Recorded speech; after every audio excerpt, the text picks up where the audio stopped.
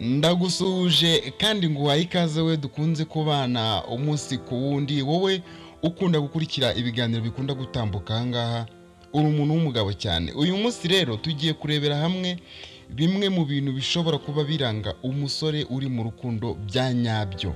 Gusa weho mukobwa, reka mbanze nkubwira aka kantu. Hari igihe umusore agusaba urukundo, hanyuma y'igihe gitoya ukajya ubona kenshi cyane akubwira yuko agukunda, yewe ugasanga kumusaba ikubwiye nk'inshuro nawe utabasha kwibuka umubare. Rimwe na rimwe ukibeshya yuko aribyo bigaragaza yuko agukunda, ariko nagira ngo nkubwize ukuri yuko kiriya ntabwo ari ikimenyetso simusiga cyuko yaba agukunda. Noneho hari n'abandi bagusaba urukundo, nyuma y'icyumweru kimwe se cyangwa bibiri ugasanga atangiye kugusaba ko mwaryamana. Kiriya nacyo ntabwo ari ikimenyetso simusiga cyuko umusore yaba agukunda bya nyabyo. Ngiye kuza nkubwira ibintu bitanu bishobora kukwereka umusore ugukunda bya nyabyo, kandi ibi bintu iyo agukunda bya nyabyo pe arabigukorera ndetse nawe ukabibona. Gusa nawe niba unkunda bya nyabyo kandi ugakunda ibiganiro ncisha aha ngaha, ntiwibagirwe gukanda like kuri ino video. Kandi niba uri mushyashya ndakwakiriye kandi nguhaye ikaze. Iyo mvuze umuntu mushyashya ni umuntu uba utaramara gukanda subscribe kugira ngo yiyandikishe muri uyu muryango. Niba utarakanda subscribe rero yikande none aha ngaha, wibuke gufungura inzogera kugira ngo buri kiganiro gitambutse aha ngaha ujye ubasha kukibona kandi ukibonere ku gihe. Kandi rega ikindi ntareka kukubwira, uyu nguyu aba ari umusanzu ukomeye cyane wo gushyigikira ibi biganiro. Urakoze cyane rero, kandi Imana iguhe umugisha. Reka dukomeze turebere hamwe ibi bintu bitanu by'ingenzi ukwiriye kumenya.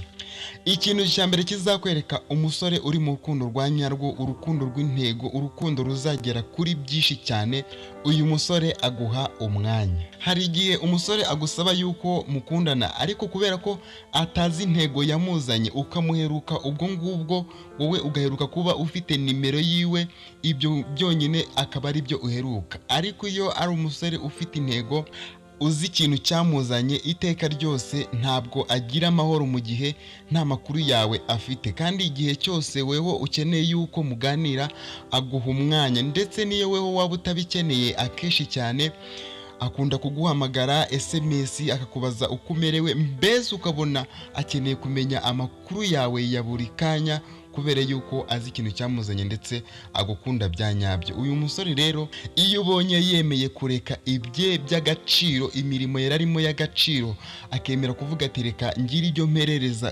uruhande rumwe ariko mpereza umukunzi wanjye umwanya, ntuzabitesha agaciro. Uyu musore aba agukunda kandi bya nyabyo, ku buryo ubaye maso n'ubundi urukundo rwanyu rwazagera kure kandi rukagera kuri byinshi. Twihuta reka tugende ku cya kabiri.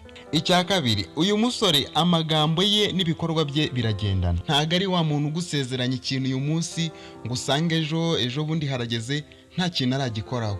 Ntabwo ari wa muntu ihinduranya ibihe, ugasanga yenda urugero arakubwiye ati ejo tuzajyana ahantu runaka, hanyuma za saa mwahanye zo kuba mwajyana ahantu runaka ugasanga ngo yabihinduye. Cyane nk'iyo uri umukobwa ukeneye nko kwiyubakira urugo, hari n'igihe uhura n'uwo muntu udafite gahunda, hanyuma mugana gahunda akubwira yuko bishoboka cyane ko yazaza mukajyana mu rugo, ukajya kumwerekana muri famiye, cyangwa se we akakubwira yuko uzagenda akajya kukwerekana muri famiye, ariko mugahana n'umunsi, wenda mugahana muri weekend itaha, ugasanga ya weekend yagera ibintu yabihinduye. Ugasanga hari n'ibindi bintu agenda akubwira kenshi cyane, ugasanga arabihinduye. Uyu musore rero ugukunda bya nyabyo ntabwo ari uku nguku ateye. Iyo akubwiye ikintu aragikurikirana. Niba akubwiye ko mufitanye gahunda ejo, nyine niyo ejo hataragera, we akenshi ashobora kwibuka mbere akakubwira ati uri kwibuka ko dufitanye gahunda, urabikurikirana.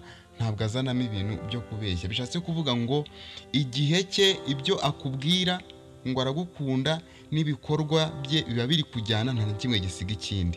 Uyu musore rero uzabona uri kugendera kuri iyi ritime imeze uku nguku, aba afite gahunda, ahubwo weho ntuzamuca intege. Kwihuta reka tugere ku cya gatatu kizakwereka umusore ufite urukundo rwa nyarwo kandi rufite intego. Uyu musore agukundira uko uri, uko umeze arabigukundira kandi akabikubahira.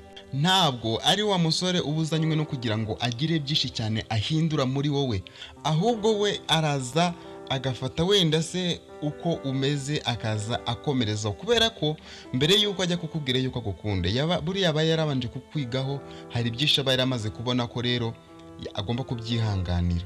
Gusa hari igihe ashobora kubona ibintu bitameze neza, icyo gihe afata umwanya kandi akabikubahira, akicara agashaka igihe mukabiganiraho, ariko ntabwo bishatse kuvuga ngo kumubiganiriyeho ngo nutabyemera ngo ashobora kuri bufate imyanzuro. Oya, abivuga nkaho ari nk'ubusabe arimo kugusaba, ariko ntabwo bishatse kuvuga ngo arashyiraho itegeko.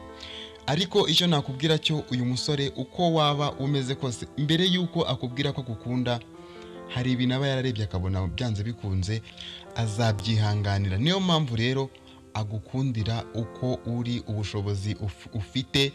Niba ufite ku mafaranga cyangwa se utayafite, niba ugerageza kwambara neza cyangwa se ukaba utambara neza ariko atari ukubera umwanda, ahubwo yenda ari ukubera ikibazo cy'ubushobozi, ibyo bintu arabikubahira pe, kandi nta n'ikintu biba bimutwaye.